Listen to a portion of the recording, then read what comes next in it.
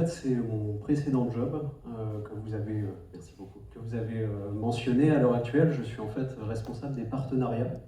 Mon chef m'a envoyé faire cette présentation devant vous aujourd'hui, donc je suis super heureux aussi, comme mes collègues précédents, d'être finalement le premier à clôturer ce premier colloque. Vous savez que dans tous les colloques scientifiques, il y a toujours un moment, surtout en santé, où en fait on se retrouve avec des entreprises qui viennent présenter leurs solutions. Je vais jouer un peu ce rôle-là aujourd'hui, sachant que je travaille pourtant dans un laboratoire qui s'appelle le Happiness Lab, d'une université qui est maintenant célèbre au niveau européen, la Toulouse Neurotech University. Et en fait, on va discuter un peu, donc on peut le concevoir comme un échange, hein, si vous avez des questions, n'hésitez pas, sur en fait les nouvelles solutions qui arrivent désormais. Alors c'est une conférence qui est sponsorisée par SpaceX.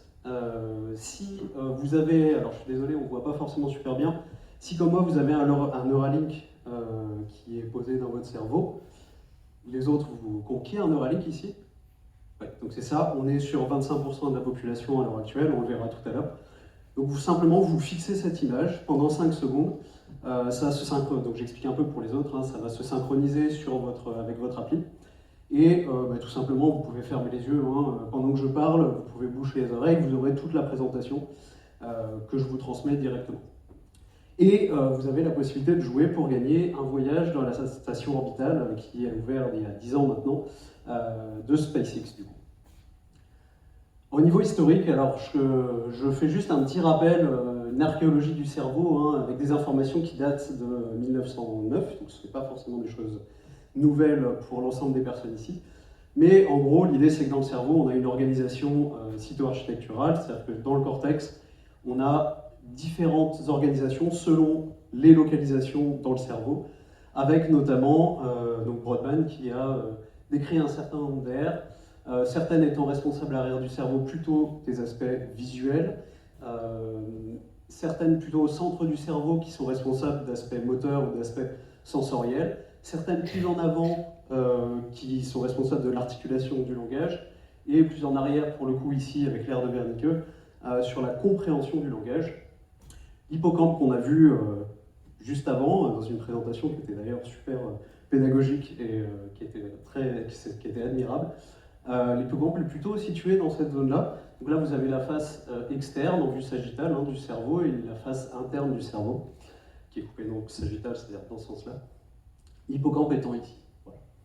Voilà.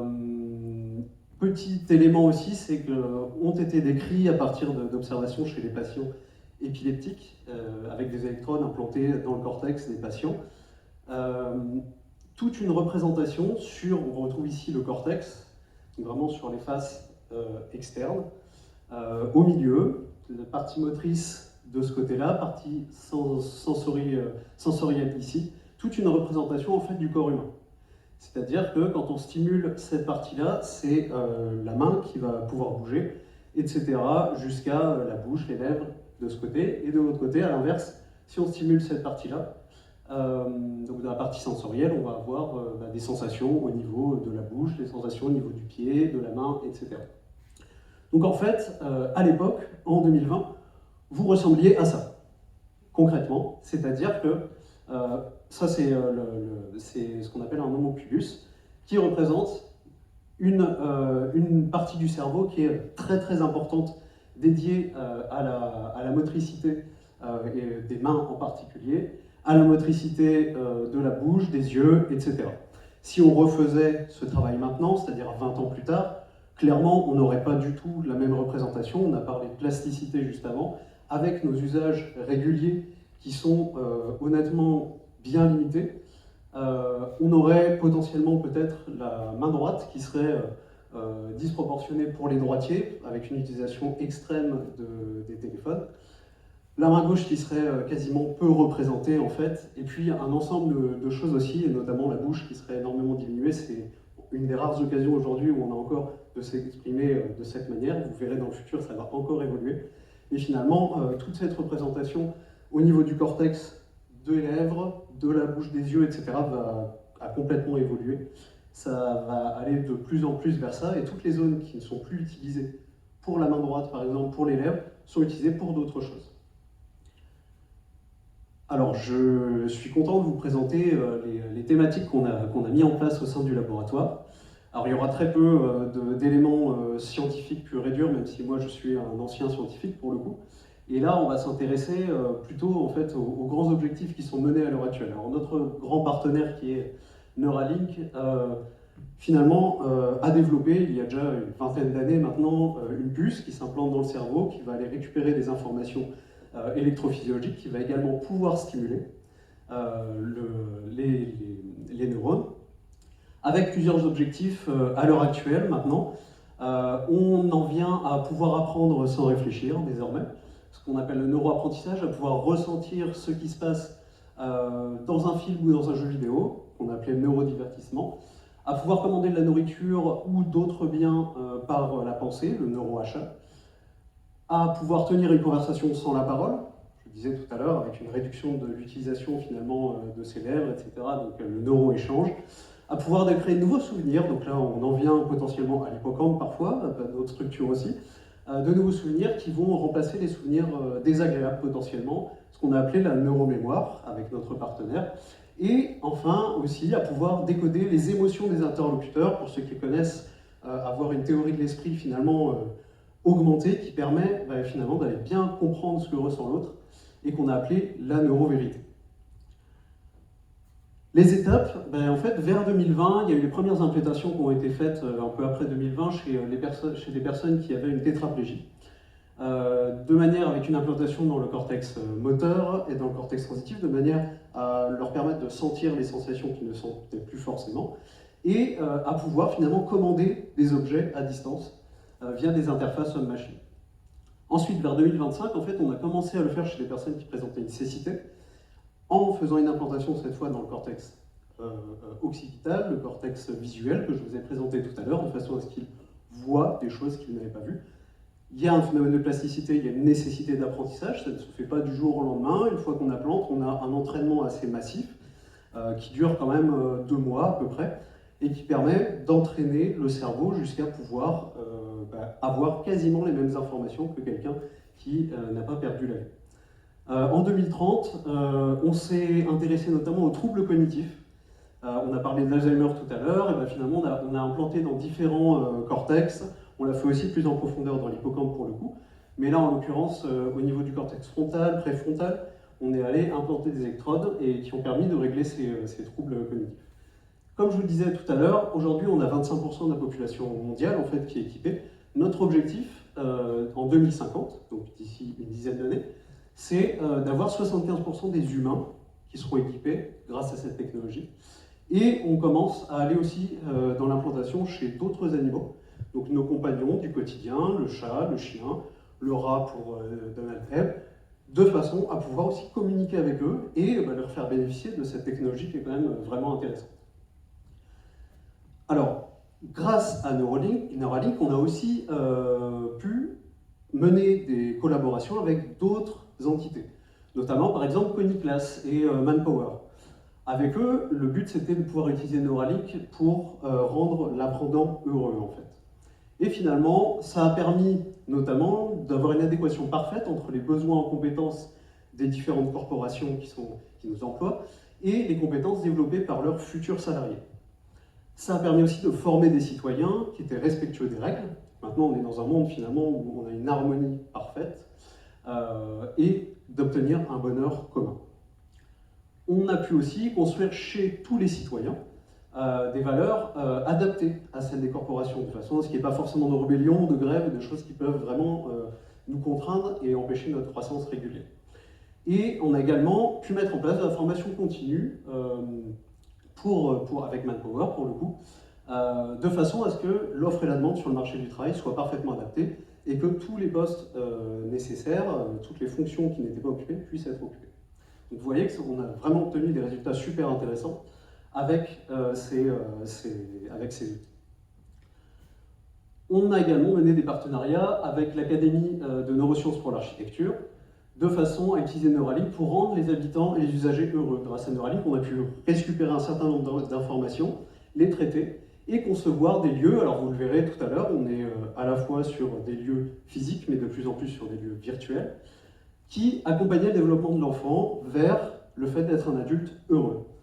On a pu concevoir des environnements qui permettent d'augmenter l'efficience des salariés, de façon à ce qu'ils produisent vraiment un maximum et qu'ils soient heureux de produire. Et on a pu concevoir des habitations qui sont également adaptées au rôle de chaque citoyen, de façon à leur permettre d'augmenter le respect de la démocratie, tout simplement, de manière à ce qu'on vive bien tous ensemble en harmonie. On a pu travailler avec un grand labo international de sciences de la vie, un labo qui a été monté par un certain nombre d'entreprises, dont Danone, etc., pour produire des informations scientifiques et concevoir des produits qui sont adaptés pour avoir un consommateur qui est finalement heureux. Les objectifs, là, c'était de mener des études scientifiques de haut niveau pour assurer scientifiquement les citoyens en fait, de la qualité des produits qui étaient en usine, développés par les corporations. On a pu construire une confiance mutuelle, encore une fois, pour un bonheur commun. Et on a pu mieux comprendre finalement la dépendance, les effets de dépendance via le circuit de la récompense, de façon à vraiment produire ce qui permettait aux personnes d'être heureuses. Avec Amazon, on a également travaillé, alors on a la chance de travailler avec dans le cadre de ce grand partenariat qui avait débuté déjà en 2020, hein, ça fait un moment maintenant, entre UCLA et Amazon, dans ce qu'ils avaient appelé le Science Hub for Humanity and Artificial Intelligence, avec Neuralink. On a pu réfléchir à comment le consommateur, non pas via la production, mais via la façon dont il accédait aux produits et services, la façon de le rendre heureux en fait. Et on a pu recueillir un ensemble de signaux qui permettaient de décoder les envies des consommateurs. C'était un premier point super important. Avec des algorithmes, on a pu prédire parfaitement en fait, le comportement à venir du consommateur. Et finalement, on a pu être capable de préparer, d'envoyer la commande au moment du choix du consommateur. À un moment dans sa tête, il a fait le choix. Grâce à Neuralink, on récupère l'information, l'algorithme développé avec Amazon et UCLA décode tout ça et envoie la commande à cet instant précis. Finalement, ce qu'on veut faire maintenant, pour le coup, c'est plutôt anticiper suffisamment l'acte d'achat, de façon à ce que le consommateur n'ait même plus besoin de le réaliser. Et même anticiper son besoin, qu'il le reçoive avant d'en avoir conscience d'avoir ce besoin, mais quand il récupérera le colis, il sera super heureux et c'est tout ce qui compte pour lui. On a mené également un partenariat avec Tinder, évidemment. Donc finalement, dans ce cadre-là, le but c'était de rencontrer le bonheur, d'avoir la possibilité de rencontrer le bonheur. Les objectifs étaient notamment de conscientiser chez le citoyen ses vrais besoins à lui et ses préférences, de suggérer des rencontres qui permettraient un bonheur total, de permettre une stabilité maximale dans les couples, et donc finalement de matcher avec la personne avec laquelle on pourra avoir le plus de stabilité. Et ça nous a permis aussi, et ça c'était une vraie avancée pour nous, de neutraliser des citoyens qui étaient un peu subversifs, en les associant pour le coup avec des citoyens qui étaient pacificateurs. Et ça a permis d'aller encore une fois vers un bonheur commun tous ensemble. Et enfin, là c'est assez récent, il y a quelque chose qui a été développé, pareil dans les années 2020, il y a eu pas mal de choses à ce moment-là, le numérique était en plein boom, et il y a un concept qui était assez ancien déjà à l'époque, mais qui s'est développé, qui était le métavers. Et finalement, à l'heure actuelle, on est en train de travailler pour faire, en utilisant encore une fois Neuralink, pour remplacer totalement la vie qui est encore potentiellement faite de contraintes physiques, en une vie parfaite finalement dans le métavers. Ça nous permet notamment, et ça nous permettra de pouvoir apprendre directement dans le métavers. Plus besoin de se déplacer, d'aller en cours, etc. Un vrai travail a été mené avec Niklas notamment, et Manpower à ce niveau-là. De pouvoir travailler dans le métavers, de pouvoir tout acheter, en partenariat avec Amazon notamment, dans le métavers également. Grâce à Tinder et d'autres solutions, on a également pu, et on va pouvoir de plus en plus, on est à 25%, je vous le dis tout à l'heure, de la population, mais on espère aller plus loin, pouvoir rencontrer finalement des citoyens directement dans le métavers. Pourquoi sortir à l'extérieur, alors qu'on est dans un monde maintenant qui est ultra pollué, restons à la maison, et allons enfin rencontrer des personnes idéales avec qui on s'entendra bien et avec qui notre vie sera parfaite dans le métavers en fait. Et finalement, l'objectif, un peu notre motto, c'est être plus heureux dans le métavers que dans la vie physique.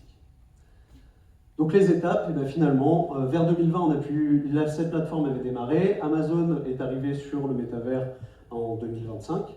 À l'heure actuelle, donc on lance ce partenariat qui n'est plus quadripartite, puisque d'après les dernières informations, on a pu ajouter aussi Tinder dedans. Et le but, c'est d'avoir une vie virtuelle complète. Et en parallèle de l'augmentation du nombre d'utilisateurs de Neuralink, et bien finalement, on espère en 2050, et c'est notre objectif, parvenir vraiment c'est un bel objectif pour nous, à avoir une vie 100% dans le métavers en fait, pour nos citoyens et pour leur plus grand bonheur. Et c'est tout.